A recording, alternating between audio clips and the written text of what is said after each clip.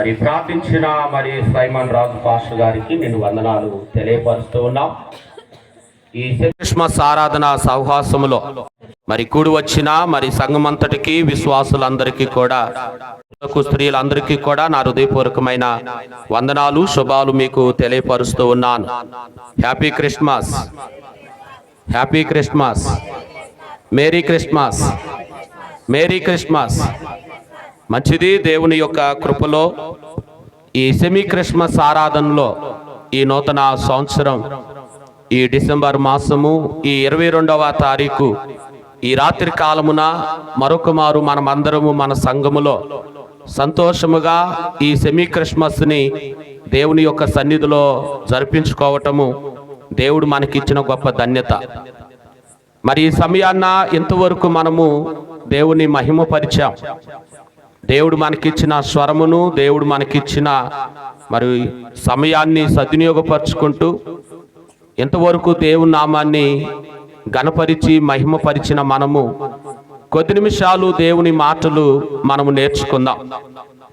మరి మన ప్రభు అయిన యేసుక్రీస్తు యొక్క జనన శుభవార్త మనము ప్రతి ఒక్క సమయమందు ప్రతి ఒక్క సందర్భములో కూడా మన ప్రభు అయిన యేసుక్రీస్తుని యొక్క జననమును మనము తలుచుచు ఈ యొక్క అడ్వెంట్ కాలం అంతటి కూడా యేసుక్రీస్తు ఈ లోకానికి ఆయన రావటానికి కలిగిన కారణం ఏమై ఉన్నవి, ఆయన పుట్టిన సందర్భాన్ని, ఆయన జన్మించిన ఆ యొక్క వృత్తాంతములను మనమందరము కూడా ధ్యానము చేసుకుంటూ నేటి ఈ సెమీ క్రిస్మస్ ఆరాధన ఈ సౌహాసములోనికి మనము నడిపింపబడి ఉన్నాం. అయితే ఈ సమయాన్న లూకా సువార్త 2వ అధ్యాయము 11వ వచనములో చెప్పబడిన మాటలను మనము జ్ఞాపకం చేసుకుందాం. అక్కడ దేవుని యొక్క దూత అయిన గాబ్రియేలు దూత రాత్రి కాలమందు చలి కాచుకునుచు గొర్రెల చెంత కాపులుగా ఉంటున్న ఆ కాపులాదారులై ఉన్న గొర్రెల కాపుల దగ్గరికి దేవుని యొక్క దూత వచ్చి ఆ యొక్క దూత గొర్రెల కాపరులతో మాట్లాడుతున్న మాటలు మనకి కనబడుతూ ఉన్నాయి. దేవుని యొక్క దూత గొర్రెల కాపరులతో మాట్లాడుతూ వారు భయపడిన సమయంలో మీరు భయపడవద్దు అని ధైర్యపరిచింది. భయపడుతున్న వారిని మీరు భయపడకుడి, మీరందరూ ధైర్యముగా ఉండుడి, నేను మీకు మహా సంతోషకరమైన శుభవర్తమానాన్ని మీ యొద్దకు నేను తీసుకొని వచ్చాను. మీరు భయపడవలసిన సమయం కాదు ఈ సమయం. చీకట్లో ఉన్న మీ మీదకు వెలుగు ప్రకాశించినది. చీకటిలో సంచరిస్తున్న మీ యొద్దకు దేవుని యొక్క వెలుగుతో నింపబడటానికి దేవుడు తన వెలుగును మీ యొద్దకు పంపాడు. ఆ వెలుగు మీ యొద్దకు వచ్చిన ఈ యొక్క శుభదినమున, ఈ సమయమున నేను మీకు ఒక శుభవర్తమానాన్ని మీకు తెలియపరుస్తూ ఉన్నాను. ఏంటి ఆ శుభవర్తమానం అంటే, దావీదు పట్టణమందు నేడు రక్షకుడు మీ కొరకు పుట్టి ఉన్నాడు, ఈయన ప్రభు అయిన క్రీస్తు అని దేవుని యొక్క దూత అయి ఉన్న గాబ్రియేలు దూత ఆ యొక్క గొర్రెల కాపరులతో మాట్లాడిన సందర్భము ఈ లూకా సువార్తలో మనము చూస్తూ ఉన్నాం. అయితే ఎప్పుడైతే దావీదు పట్టణమందు నేడు రక్షకుడు మీ కొరకు పుట్టి ఉన్నాడు, ఆయనే ప్రభు అయిన క్రీస్తు, ఆయనే ఈ లోక రక్షకుడు, ఆయనే మీ యొక్క ముక్తి ప్రదాత అని ఎప్పుడైతే దేవుని యొక్క దూత చేత ఆ వర్తమానము చెప్పబడి ఉన్నదో, ఆ వర్తమానమును వినిన వారును, అదేవిధంగా ఇదిగో ఈ లోకములో రక్షకుడు జన్మించబోతున్నాడు అని, ఈ భూమి మీద ముక్తి ప్రదాత జన్మించబోతున్నాడు, పుట్టబోతున్నవాడని ముందుగానే అనేక మంది తెలుసుకొని ఆ జన్మించిన ప్రభుని చూడటానికి బహు దూరము ప్రయాణము చేసి యేసుక్రీస్తు జన్మించిన స్థలములోనికి, ఆయన ఉంచబడిన ప్రదేశానికి వారు వచ్చి ఆ ప్రభుని వారు దర్శించిన సందర్భము మనము చూస్తూ ఉన్నాం. అయితే ఈ సమయాన్న నేను యేసుక్రీస్తు పుట్టిన తర్వాత ఆయనను చూడటానికి వచ్చి ఆయన ఎదుట పూజించి ఆయనకు నమస్కారము చేసి ఆయనకు కానుకలను అందించి దేవుని నామాన్ని మహిమపరిచిన తూర్పు దేశపు జ్ఞానుల గురించి నేను మీతో కొద్ది నిమిషాలు పంచుకోవాలని ఆశపడుతూ ఉన్నాను. దేవుని యొక్క దూత ఉన్న గాబ్రియేలు దూత ఎప్పుడైతే గొర్రెల కాపరులతో చెప్పిన ఆ శుభవర్తమానము, దావీదు పట్టణమందు నేడు రక్షకుడు మీ కొరకు పుట్టి ఉన్నాడు, ఆయనే ప్రభువైన క్రీస్తు అని చెప్పబడిన ఆ ప్రభువుని చూడటానికి తూర్పు దేశపు జ్ఞానులు వారు ప్రయాణము చేసి ఇదిగో యూదయ బెత్లెహేము వరకు వారు రావటము మనము చూస్తూ ఉన్నాం. వారు ఆ యొక్క స్థలమునకు వచ్చి యేసు ప్రభుని చూడాలని, ఆయనను దర్శించాలని, ఆయనకు నమస్కరించాలని, ఆయనను పూజించాలని ఎంతో ఆశతో, ఆతృతతో, ఆసక్తితో వారు తూర్పు దేశము నుండి వారు ఆ బెత్లెహేము అనబడిన ఆ పురము చెంతకి వారు ఎంతో ఆశతో రావటము మనము చూస్తూ ఉన్నాం. అయితే ఈ యొక్క విషయాలను మనం ఆలోచన చేస్తే ఈ యొక్క తూర్పు దేశపు జ్ఞానులు అనబడిన వీరిని మాగులు అని కూడా అంటారు. మాగులు అనే పదము అది గ్రీకు హిబ్రూ పదానికి సంబంధించిన పదం. ఈ తూర్పు దేశపు జ్ఞానులని ఏమంటారంటే మాగులు అని అంటారు. వీరు నక్షత్రాలు అధ్యయనము చేసే పండితులుగా ఉంచబడిన జ్ఞానులు. ఈ జ్ఞానులు ఇదిగో లోకరక్షకుడు పుట్టబోతున్నాడు అని నక్షత్రం యొక్క ఆనవాలను వారు గ్రహించి వారు ఏం చేశారునంటే యేసుక్రీస్తు జన్మించే స్థలమునికి వారు ప్రయాణమును ప్రారంభించారు. వారు ప్రయాణాన్ని ప్రారంభించి ఆ బెత్లెహేము, యూదయ దేశము అనబడిన బెత్లెహేములో జన్మింపబోతున్న ఆ ప్రభువుని, ఆ లోకరక్షకుడిని, ఆ ముక్తి ప్రదాతని చూడటానికి తూర్పు దేశపు జ్ఞానులు ఏం చేశారునంటే వారు ప్రయాణము ప్రారంభించి ఆ యొక్క యూదయ బెత్లెహేము వరకు కూడా వారు రావటము అనేది మనం చూస్తూ ఉన్నాం. వారు ఆ ప్రయాణమును కొనసాగిస్తూ ఆ ప్రయాణములో వారు ప్రభువుని చూడాలని, ప్రభువుని కలుసుకోవాలని, ఆ లోకరక్షకుని యొక్క దర్శనాన్ని పొందాలని, ఆ లోకరక్షకుని మేము ఎదుటకు వెళ్ళి ఆయనను పూజించాలని ఎంతో ఆతృత, ఎంతో ఆసక్తి, ఎంతో ఆ శ్రద్ధని వారు నిలిపి వారు ప్రయాణమును ప్రారంభించారు. వారు ప్రయాణమును ప్రారంభిస్తూ ఇదిగో వారి యొక్క ఇళ్లను విడిచి, ఇదిగో వారి స్థలాలను విడిచి, ఇదిగో లోకరక్షకుడుగా పుట్టబోతున్న ఆ క్రీస్తును చూడటానికి వారు వస్తూ ఉండగానే దేవుడు వారి ఎదుట ఇదిగో నక్షత్రాన్ని సిద్ధపరిచాడు. వారి ఎదుటకు నక్షత్రమును ఏర్పాటు చేసి ఇదిగో వారు వచ్చే మార్గములో ఆ నక్షత్రము ద్వారా యేసుక్రీస్తు పుట్టిన స్థలములోనికి తీసుకొని రావటానికి ఇదిగో వారికి ముందుగా ఆ యొక్క నక్షత్రం దారి చూపుతూ వచ్చింది. ఆ నక్షత్రము యొక్క దారి వెంబడి ఆ నక్షత్రమును వెంబడిస్తూ ఈ తూర్పు దేశపు జ్ఞానులు యూదయ బెత్లెహేములోనికి వారు ప్రవేశించారు. యూదయ బెత్లెహేములోనికి ప్రవేశించి వారందరూ కూడా ఇదిగో ఆ యొక్క పుట్టిన ప్రభు అయిన క్రీస్తుని వారు దర్శించి వారిని పూజించి ఆయనకు నమస్కరించాలని ఎంతో విశ్వాసముతో వారందరూ కూడా ప్రయాణమై వస్తూ ఉంటే దేవుని యొక్క సహాయము కూడా వారికి తోడ్పడింది. వారు ఎప్పుడైతే ఈ ప్రయాణమును ప్రారంభించారో ఆ సమయమున దేవుడు నక్షత్రాన్ని వారికి ముందుగా వెలుగు ద్వారా వారు నడిపిస్తూ ఉన్నప్పుడు వారు ఎంతో ఆనందపడ్డారు.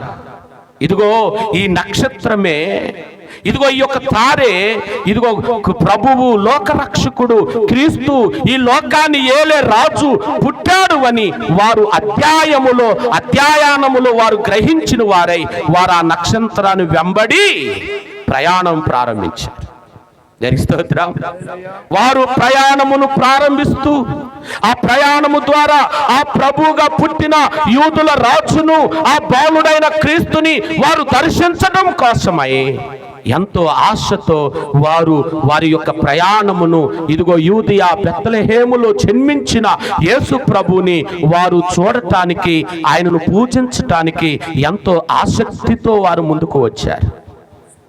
దేవుడు తన ప్రవచనాల ద్వారా తెలియపరిచిన విషయాలు అన్నీ కూడా ఈ తూర్పు దేశపు జ్ఞానుల యొక్క రాక చేత ప్రవచనాలు దేవుడు నెరవేర్చాడు. ఏంటా ప్రవచనం అని ఆలోచిస్తే యెషయా గ్రంథములో 40వ అధ్యాయములో 6వ వచనములో ఒక మాట ఉంటది. యెషయా గ్రంథము, ఆలకించుడి, ప్రకటించమని ఒకడు ఆజ్ఞాపించుచున్నాడు, నేను ఏమని ప్రకటించుదునని మరొకడు అడుగుచున్నాడు. ఆ సర్వ శరీరులు ఏమై ఉన్నారట? గడ్డి అయి ఉన్నారు. గమనించండి, ఇక్కడ యెషయా గ్రంథము 46లో అంటాడు, ఒకడు ప్రకటించమంటున్నాడు, మరొకడేమో నేను ఏమి ప్రకటించేదను అని అడుగుతున్నాడంట. దేవుడు ఆటి నుండి కూడా మానవాళికి తెలియపరుస్తున్న సత్యం ఒకటే. ఏంటా సత్యం? ఏమి ప్రకటించమన్నాడు అంటే, ఇదిగో దేవుడు ఒక్కడే అని ప్రకటించండి అని చెప్పాడు దేవుడు. ఈ లోకమును, సర్వలోకాన్ని, భూమి ఆకాశములను, భూమిలోను ఆకాశములో ఉంచబడిన సమస్త జీవరాశులన్నిటిని కూడా ఏర్పాటు చేసిన దేవుడు ఒక్కడే. ఆ ఒక్కడై ఉన్న దేవుని మీరు వెతికి ఆ ఒక్కడై ఉన్న దేవుణ్ణి ప్రకటించండి. ఆ ఒక్కడై ఉన్న దేవుడే ఇదిగో ఈ లోకానికి రాబోతున్నాడు అని ముందుగానే వారికి తెలియపరచండి అని దేవుడు తన యొక్క ప్రవచన వాక్యముల ద్వారా ఇదిగో దేవుడు ముందుగానే తెలియపరిచాడు. ఇంకో ప్రవచనము మనం చూడగలిగితే యెషయా గ్రంథము 60వ అధ్యాయము 6వ వచనములో కూడా మరొక మాట ఉంటుంది.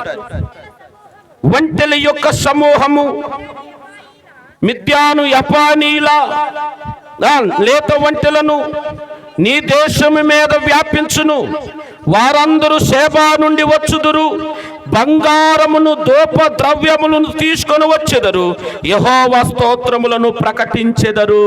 దేనికి స్తోత్రం, హల్లెలూయా. ఇదిగో దేవుడు ముందుగానే రాయించిన ప్రవచన వాక్యమును నెరవేర్చుట కొరకై దేవుడు ఎవరిని పంపించాడంట? తూర్పు దేశపు జ్ఞానులను మొదలు పెట్టాడు రాక. ఈ తూర్పు దేశపు జ్ఞానులు వారందరూ కూడా యూదయ బెత్లెహేము వరకు ప్రయాణాన్ని ప్రారంభించారు. వీరందరూ యూదయ బెత్లెహేము వరకు వెళ్ళి ఇదిగో ఈ లోకాన్ని ఏలబోవు దేవుడు కుమారుడుగా, బాలుడుగా ఈ లోకంలో ఉద్భవించాడు అని వారు చూచి ఆయనను పూజించటానికి వారు ప్రయాణం మొదలుపెట్టారు. అందుకంటాడు 6వ వచనంలో, ఒంటెల సమూహము మిద్యాను ఎపాయుల లేత ఒంటెలను నీ దేశము మీద వ్యాపించెదను. నిజమే కదా, తూర్పు దేశపు జ్ఞానులు ఏం చేశారు? ఒంటెలను ఏర్పాటు చేసుకొని వారు తూర్పు నుండి ఇదిగో బెత్లెహేము, యూదయ ప్రాంతమై ఉన్న బెత్లెహేము వరకు వారు ఒంటెల మీద ప్రయాణం చేస్తూ ఎక్కడికి వచ్చారంట? యేసు క్రీస్తు జన్మించిన ప్రదేశానికి వచ్చారు. వాళ్ళు వస్తూ ఏం చేశారు?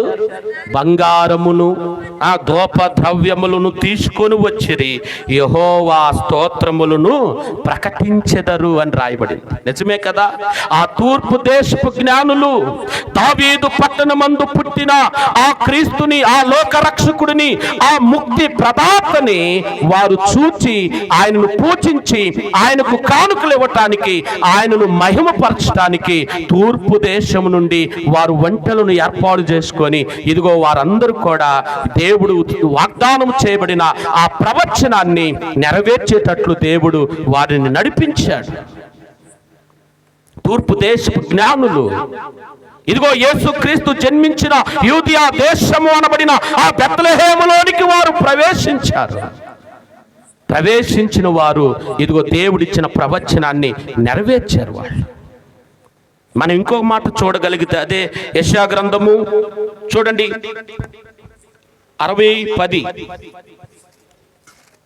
60వ అధ్యాయం 10వ వచనం. అన్యులు నీ ప్రాకారములను కట్టుదురు, వారి రాజులు నీకు ఉపచారము చేయుదురు. ఏలియనగా నేను కోపపడి నిన్ను కొట్టితిని గాని కటాక్షించి నీ మీద జాలి పడుచున్నాను అని రాశాడు. దేని స్తోత్రం. ఈ మాట చూడగలిగితే మనము అన్యులు నీ ప్రాకారములను కట్టుదురు. తూర్పు దేశపు జ్ఞానులు ఇదిగో వారి యొక్క ప్రాంతాన్ని విడిచి ఇదిగో బాలుడుగా పుట్టిన లోకరక్షకుడైన ముక్తి ప్రదాతి అయిన యేసు ప్రభువుని, ఆ యొక్క రక్షకుడిని ఆయన చూడటానికి వచ్చి వారందరూ కూడా అన్యులైనప్పటికీ ఆయనను చూచి ఆయన నామాన్ని మహిమపరిచారు, ఆయన కొరకు స్తుతులను సిద్ధపరిచారు. అది అంటాడు, అన్యులు నీ ప్రాకారములు కట్టుదురు, వారి రాజులు నీకు ఉపచారము చేయుదురు. ఉపచారం అంటే ఇదిగో ఆయనకు పరిచర్య, ఆయన పాదాలను చేరి ఆయనకు నమస్కారం చేస్తారు. తూర్పు దేశపు జ్ఞానులు చేసిన పని అదే.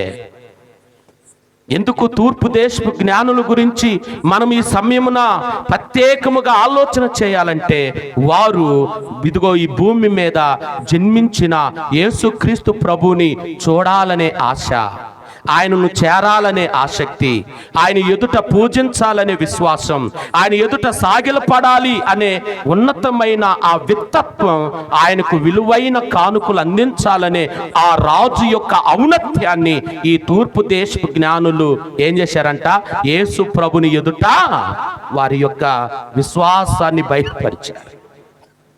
అందుకే అంటున్నాడు, అన్య జనులు ఒంటెల మీద బంగారము సామ్రాణమును ద్రవ్యములను తీసుకొని ఇదిగో నీ దేశానికి వస్తారు అని చెప్పబడిన ఆ మాటలన్నిటిని కూడా దేవుడు ఏం చేశాడు, ఇదిగో తన ప్రవచన లేఖనాలను ఆయన నెరవేర్చాడు.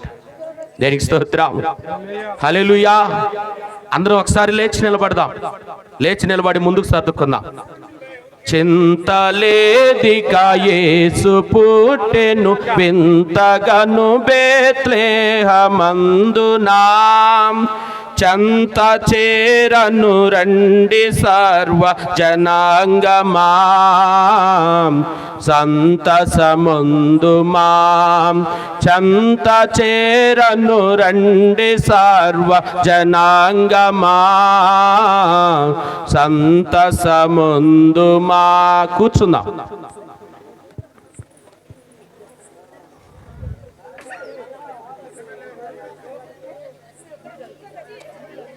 వెనక చాలా స్థలం ఉంది, వెనక కొంచెం సర్దుకోండి. ఇరుక్కొని కూర్చోకండి. ముందు కన్నాళ్ళకి అందరూ ముందుకు వచ్చేసారు. చలి పడుతుంది.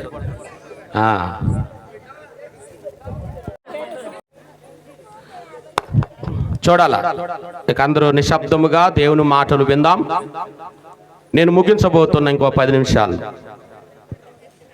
దయచేసి అందరూ కూడా ఆలకిద్దాం.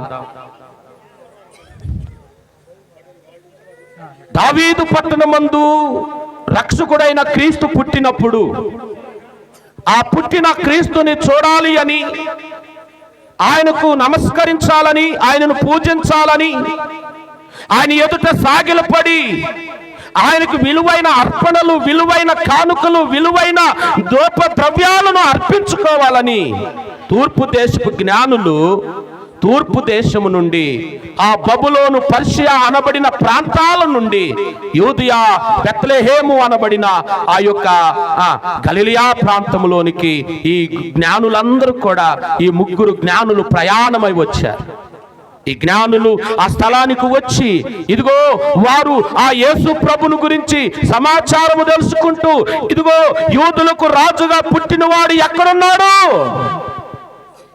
మేము ఆయనను పూజింప వచ్చితిమి అన్నాడు. మత్తయి సువార్త 2వ అధ్యాయము 1వ వచనములో, రాజు అయిన హేరోదు దినముల యందు యూదయా దేశపు బెత్లెహేములో యేసు పుట్టిన పిమ్మట ఇదిగో తూర్పు దేశపు జ్ఞానులు యెరూషలేమునకు వచ్చి, యూదులకు రాజుగా పుట్టినవాడు ఎక్కడున్నాడు, తూర్పు దిక్కున ఆయన నక్షత్రమును మేము చూచి ఆయనను పూజింపవచ్చితిమని చెప్పిరి. దేనికి స్తోత్రం. ఏం చెబుతున్నారు వీళ్ళు? ఏమంటున్నారు? ఏ రోజు పాలన చేస్తున్న దినాలలో యెరూషలేములోనికి ప్రవేశించిన తూర్పు దేశపు జ్ఞానులు ఇదిగో ఆ చుట్టుప్రక్కల ఉన్న ప్రజలను అడుగుతున్నారు, యూదులకు రాజుగా పుట్టినవాడు ఎక్కడున్నాడు, యూదులకు రాజుగా పుట్టినవాడు ఎక్కడున్నాడు?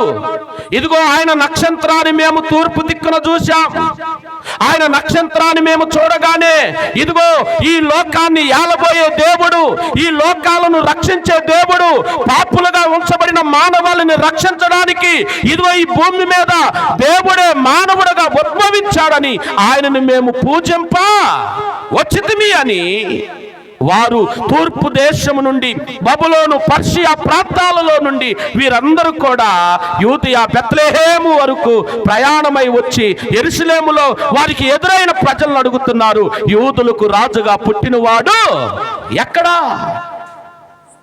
ఎక్కడున్నాడు? తర్వాత అంటాడు కదా, మేము ఆయన నక్షత్రమును చూచి ఆయనను పూజింప వచ్చితిమి అనిది. దానికి స్తోత్రం, హల్లెలూయా. రెండు చేతులు ఎత్తి చెప్పండి, బిగ్గరగా చెప్పండి, మరి కొంచెం బిగ్గరగా చెప్పండి. ఏంటంట? మేము ఆయన నక్షత్రాన్ని చూశాం, మేము ఆయన నక్షత్రాన్ని కనుగొన్నాం, మేము ఆయన నక్షత్రాన్ని చూచిన వెంటనే ఇదిగో మాకు అర్థమైపోయింది. ఏమని? ఇదిగో లోకాలను ఏలే రక్షకుడు భూమి మీద ఉద్భవించాడు అని ఆయనను మేము చూచి ఆయనను పూజింప వచ్చితిమి అని అడుగుతున్నారు. ఆయన పూజింపవచ్చాము అని వారికి కనబడిన వారందరినీ అడుగుతూ, ఎక్కడైనా యూదులకు రాజుగా పుట్టినవాడు ఎక్కడున్నాడు? ఎంతో ఆశ, ఎంతో ఆసక్తి, ఎంతో ఆతృత, ఎంతో గొప్ప విశ్వాసముతో ఆ ప్రభుని చూడాలని ఎంతో తొందరగా ఆయన గురించి మాకు సమాచారం ఇవ్వండి అని పదే పదే ఇదిగో కనబడిన వారందరినీ కూడా ప్రాధేయపడుతూ, ఇదిగో ఆయన నక్షత్రము మాకు నేర్పించింది, ఆయన పుట్టాడు అని, ఆయన పుట్టాడని మేము వచ్చాము, ఆయన ఎక్కడున్నాడు అని వారు ఎంతో ఆతృతతో అడగటం మొదలు పెట్టేశారు. ఎంతో ఆసక్తితో వేడుకోవటం మొదలు పెట్టేశారు. వాళ్ళు అంటారు కదా, ఇదిగో తూర్పు దిక్కున నక్షత్రాన్ని చూచాము అని అనలేదు, ఆయన నక్షత్రాన్ని మేము చూసాం. ఎందుకు ఆయన నక్షత్రం అని ఎందుకు చెప్పుతున్నాడు?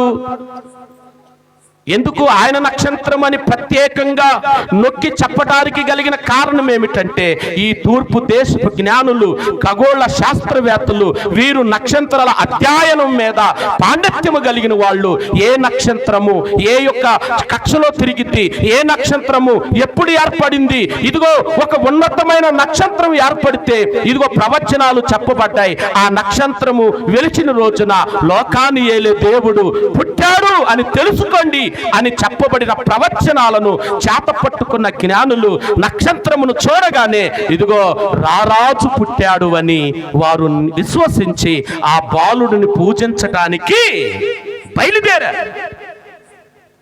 అందుకే ఈ రోజున ప్రపంచవ్యాప్తంగా ఎంత ఖర్చు అయినా, ఎంత వేతనం కలిగినా, లేకపోతే ఎంత ఖర్చు అయిపోయే పరిస్థితులు వచ్చినా కూడా ప్రతి స్థలములో స్టార్ ఎందుకు ఏర్పాటు చేస్తారంటే, ఇదిగో నిన్ను రక్షించువాడు పుట్టాడు అని చెప్పటానికి, లోకాలను ఏలే దేవుడు పుట్టాడు అని ఆనవాలు చూపటానికి.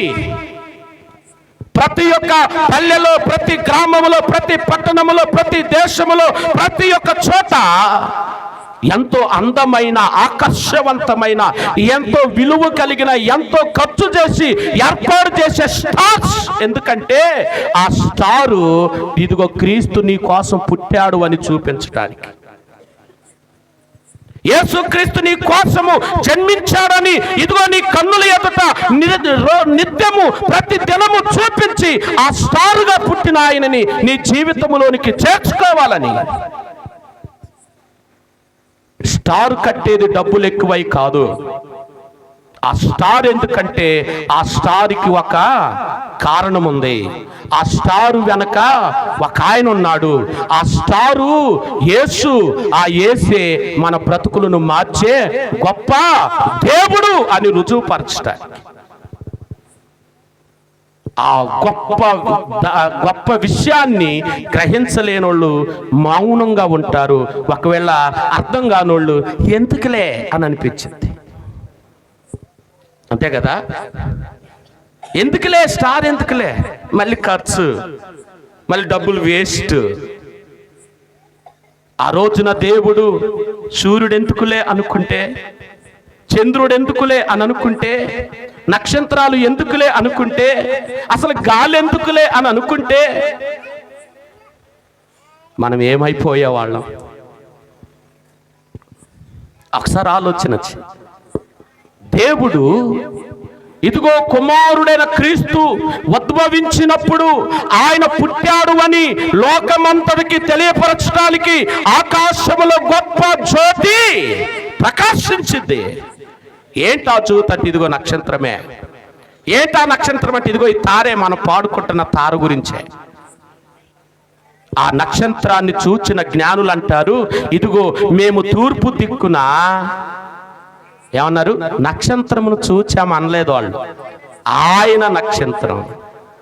ఈ స్టార్ ఎందుకు, ఈ నక్షత్రం ఎందుకంటే యేసు పుట్టాడని చూపించడానికి. ఈ నక్షత్రం ఎందుకు కట్టామనంటే యేసు నీ కోసము ఆయన పుట్టాడు.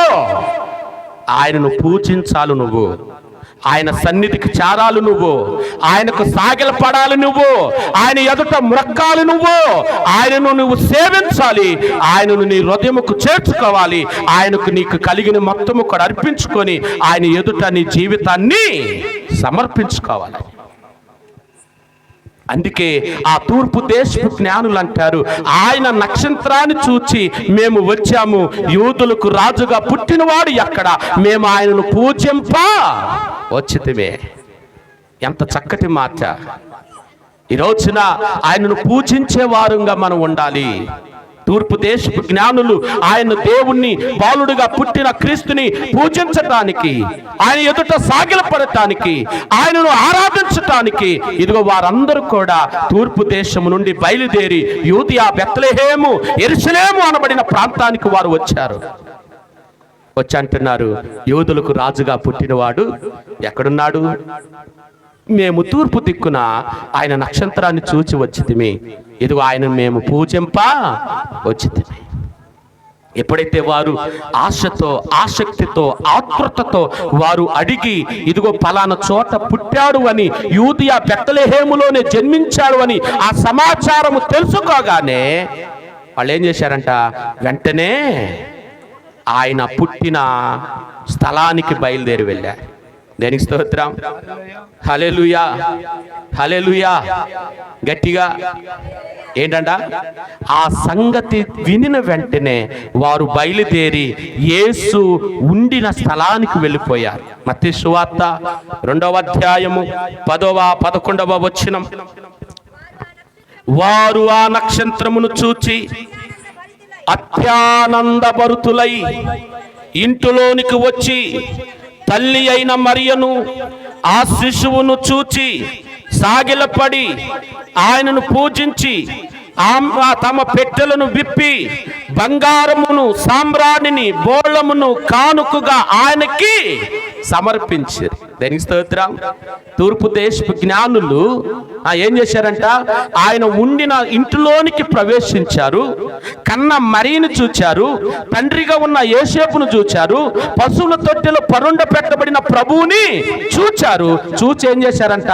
వాళ్ళ పెట్టెలను విప్పి వారు బంగారము, సామ్రాణి, బోలము కానుకగా అర్పించారు. తూర్పు దేశపు జ్ఞానులు ఏం చేశారు? ఆ బాలుడుగా పుట్టిన, ఆ బాలుడుగా ఉద్భవించిన ఆ యొక్క దేవునికి బంగారాన్ని ఇచ్చారంటే. మీరు కూడా రేపు రోజున గ్రామ్ బంగారం తీసుకొచ్చేయండి చర్చిలో, అంతేగా? ఎలా అవుతా? ఈరోజు బంగారం రేట్ ఎంత ఉంది? 12,000 దాకా ఉంది కదా. తల ఒకళ్ళు ఒక్కొక్క గ్రాము బంగారం వేయండి. ఒక్కళ్ళు కూడా రారా? అసలు ఖర్చులు ఎందుకు అంటే ఇంకా ఏమిస్తాం? అసలు ఖర్చే వద్దు అంటున్నాం మనం. అసలు ఏ ఖర్చు వద్దు, ఇలా అయిపోవని మిగతా అన్నింటిలో ఖర్చు చేసుకుంటాం. ఇది మట్టుకు మనకు పట్టదు. తూర్పు దేశ జ్ఞానులు బంగారం ఇచ్చారు, మరి మనం కూడా ఇవ్వాలి కదా. గ్రామం ఇగిపోయిన అరగ్రామాన్ని వేయండి, ఇచ్చేవాళ్ళు చేతులు ఎత్తండి, ఒక్కళ్ళు ఎత్తరు. అసలు ఎత్తరు ఎవరు? అరే కనీసం 100 వేయడానికే ఎక్కువ అయితే మళ్ళీ బంగారం అంటే 6,000 ఆడబెట్టాము. అసలు వేలు ఇచ్చే తాకాలు మాకు లేవు, ఏదో అంటే ఇస్తాం, అంతే కదా. తూర్పు దేశపు జ్ఞానులు బంగారం ఇచ్చారు. యెషయా గ్రంథం 66లో చెప్పిన మాట నెరవేర్చబడుతుంది. వారు బంగారమును ధూప ద్రవ్యములను చేత పట్టుకొని యెహోవాను స్తోత్రించడానికి వారు వస్తారు అని చెప్పబడిన ఆ ప్రవచనము ఈ తూర్పు దేశపు జ్ఞానులు యేసు యొద్దకు వచ్చి వారు ఏం చేశారంట? వారు కానుక పెట్టెలను విప్పి బంగారమును సమర్పించారు. మీరు కూడా బంగారం ఉంది అంటే రేపు పండుగ రోజు కానుక. ఇక పండగే మామూలు పండగ కాదే కదా. అప్పుడు ఎవరు పండగ? అది సేవకుని పండగ అయితే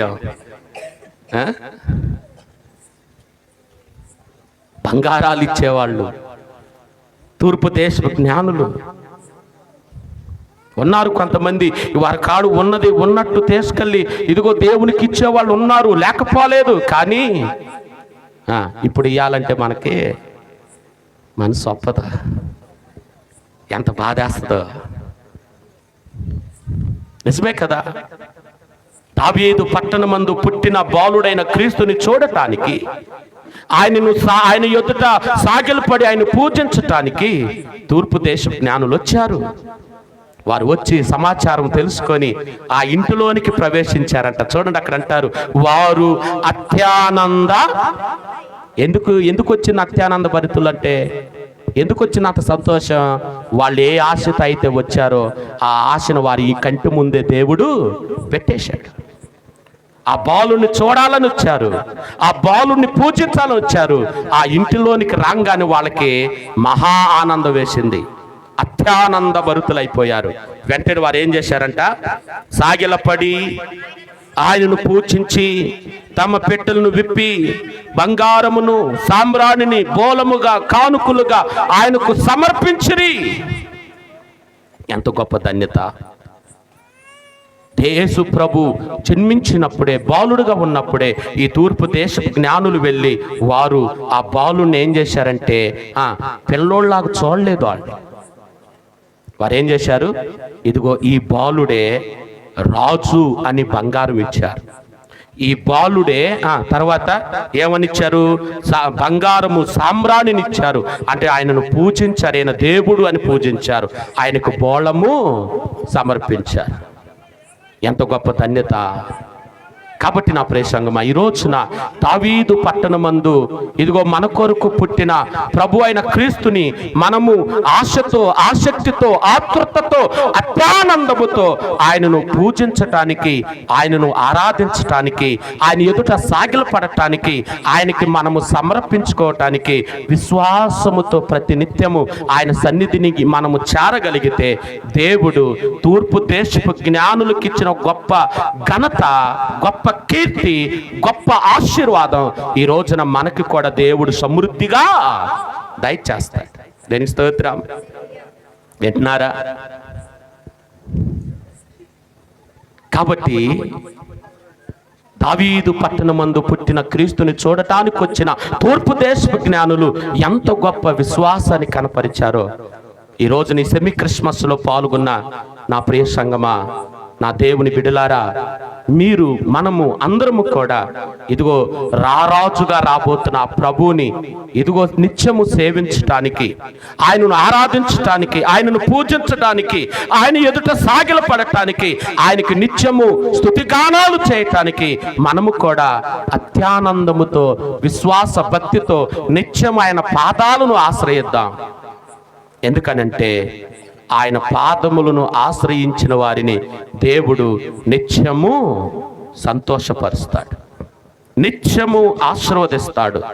కాబట్టి ఆయన సంతోషము, ఆయన సమాధానము మనము మన జీవితంలో నిత్యము పొందుకోవాలంటే అత్యానందభరితులైన తూర్పు దేశపు జ్ఞానుల వలె మనము కూడా మన కొరకు జన్మించిన క్రీస్తుని పూజించటానికి, ఆరాధించటానికి, ఆయనకి కానుకలు ఇవ్వటానికి, సమర్పించుకోవటానికి, ఆయనను సేవించటానికి ప్రతి నిత్యము మనము కూడా ఎకనైనా సిద్ధపడదాం.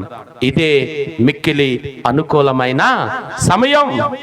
చివరగా రోమపత్రిక 12వ అధ్యాయము, రోమపత్రిక 12వ అధ్యాయము మొదటి 2 వచనాలు చదువుకుందాం. కాబట్టి నా ప్రియ సహోదరులారా, పరిశుద్ధమును దేవునికి అనుకూలమునయున్న సజీవ యాగముగా మీ శరీరములను ఆయనకి సమర్పించుకొనుడి. దేవునికి స్తోత్రం. తూర్పు దేశపు జ్ఞానులు ఏం చేశారు? ఆయనను దర్శించి ఆయన ఎదుట సాగిలపడి ఆయనను పూజించి వారు తెచ్చిన కానుకలను బంగారమును సాంబ్రాణిని బోలమును కానుకలుగా ఇచ్చారు. అయితే ఇప్పుడు ప్రభు అంటున్నాడు కదా, నా ప్రియ ఆ దేవుని బిడ్డలారా, మనము కూడా ఏం చేయాలంట?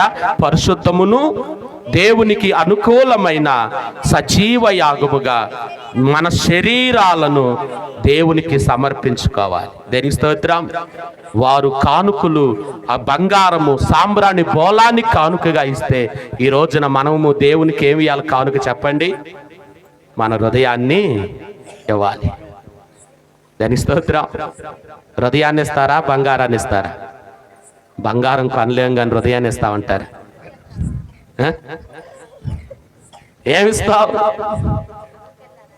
ఏమి చేదయేసయ్యాని, అంతే కదా. ఏమిద్దాం తీర్మానం చేసుకున్నా. హృదయాన్ని ఇస్తావా బంగారాన్ని ఇస్తావా? సజీవ యాగముగా నీ శరీరాన్ని ప్రభునికి సమర్పించుకుంటావా?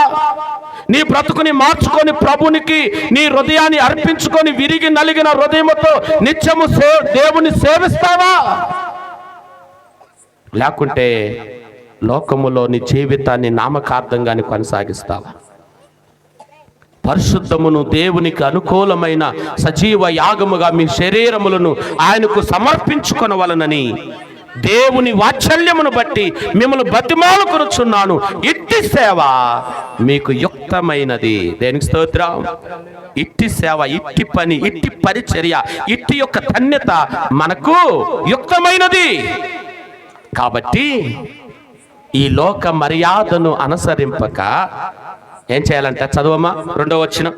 ఈ లోక మర్యాదను మీరు అనుసరింపక ఉత్తమమును అనుకూలమును సంపూర్ణమై ఉన్న దేవుని చిత్తమేదో ఎకనైనా పరీక్షించి తెలుసుకున్నట్లు మీ మనసును ఎకనైనా మార్చుకొని నూతన పరచబడి రూపాంతరము పొందడి. దేనికి స్తోత్రం. మనమందరము రూపాంతరము నొందుదుము గాక, మన మనసులను మార్చుకుందుము గాక, విరిగి నలిగిన హృదయముతో నిత్యము దేవుణ్ణి ఆశ్రయించుదుము గాక. ఎకనైనా సిద్ధపడు. ఆనాడు తూర్పు దేశపు జ్ఞానులు బాలుడుగా పుట్టిన దేవుణ్ణి వారు పూజించడానికి వారు ఎంతో దూరమైన ప్రయాణము చేసి ఆ ప్రభువుని కలుసుకొని ఆయనకి వీరు సమర్పించుకున్నారు. వారి యొక్క కానుకలను అర్పించేశారు. ఈ రోజున ఆ ప్రభుని నువ్వు కూడా దర్శించి నీ హృదయాన్ని సజీవ యాగముగా ప్రభునికి అర్పించుకో. ఉత్తమమును అనుకూలమును సంపూర్ణమై ఉన్న దేవుని చిత్తమేమిదో ఎకనైనా పరీక్షించి తెలుసుకొని మీ మనసుని మార్చుకొని నూతన పరచబడి రూపాంతరము చెందండి. ఎక్కడైనా మీ మనసు మార్చుకోండి. ఎక్కడైనా మీరు మారు మనసు పొందండి. ఎక్కడైనా మారిన వారై ప్రభు కొరకు మీ హృదయాలను మీ జీవితాలను పరిపూర్ణముగా సమర్పణ చేసుకో. నీ హృదయాన్ని దేవునికిస్తే అదే నిజమైన క్రిస్మస్. దేవుడి లోకానికి తన కుమారునిచ్చాడు కానుకగా. అందుకే క్రిస్మస్ అంటే ఏంటంటే గిఫ్ట్, కానుక, బహుమానం. దేవుడు మనకి బహుమానము తన కుమారుణ్ణిచ్చాడు. మనము మన హృదయాన్ని, మన కలిగిన వాటిని, మనం కలిగి ఉన్న వాటిని దేవునికి హృదయపూర్వకముగా మనస్ఫూర్తిగా దేవునికి అర్పించుకొని ఆయన సన్నిధిలో మనము మార్చబడి నూతన పరచబడి రూపాంతరము చెంది నిత్యము ఆయన రానయున్న రాకు కొరకై నిరీక్షణతో రారాజు కొరకు మనం ఎదురు చూడకూడదు. ఇదే కదా దేవుడు మనల్ని కోరుకుంటుంది. ఇదే కదా దేవుడు మనకిస్తున్న గొప్ప నిజమైన సంతోషం. కాబట్టి మనమందరము తూర్పు దేశపు జ్ఞానుల వలె ఆశతో, ఆసక్తితో, ఆతృతతో ప్రభువుని నిత్యము సేవించటానికి, ఆయనను పూజించటానికి, ఆయనకి మన హృదయాన్ని, మన కలిగిన వాటిని మనసుపూర్తిగా సమర్పించుకునటానికి ఎక్కడైనా సిద్ధపడదాం. మనమందరము మార్చబడిన వారమై ప్రభువులో నూతన పరచబడి రూపాంతరము చెంది ప్రభుని యొక్క రాక కొరకు నిత్యము కనిపెడదాం. మన పాపములన్నిటిని కూడా పరిహరించగలిగిన వాడు మన ప్రభు అయిన క్రీస్తునని ఎక్కడైనా నువ్వు గ్రహించి ఆయన ఎదుట నీ హృదయాన్ని సమర్పించుకో. ఆయన నీకు నిజమైన ఆనందము, నిజమైన సంతోషము, నిజమైన ఆశీర్వాదాలు దేవుడు నీకు సమృద్ధిగా అనుగ్రహింపచేస్తాడు.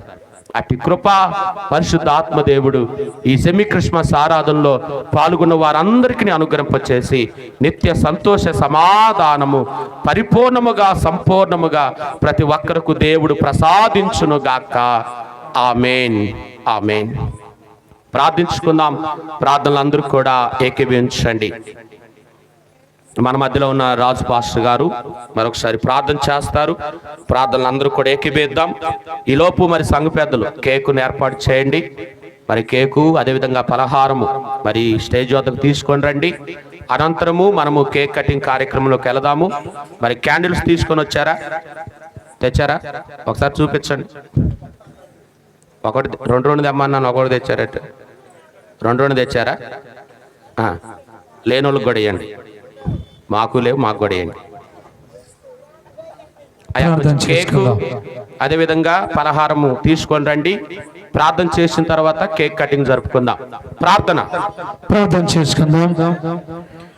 మహాపరిశుద్ధుడా, మహోన్నతుడా, ఆశ్చర్యకరుడు, ఆలోచనకర్త, ఇదిగోనైనా గడిచిన రోజులన్నీ కాపుదల ఉంచేవయ్యా.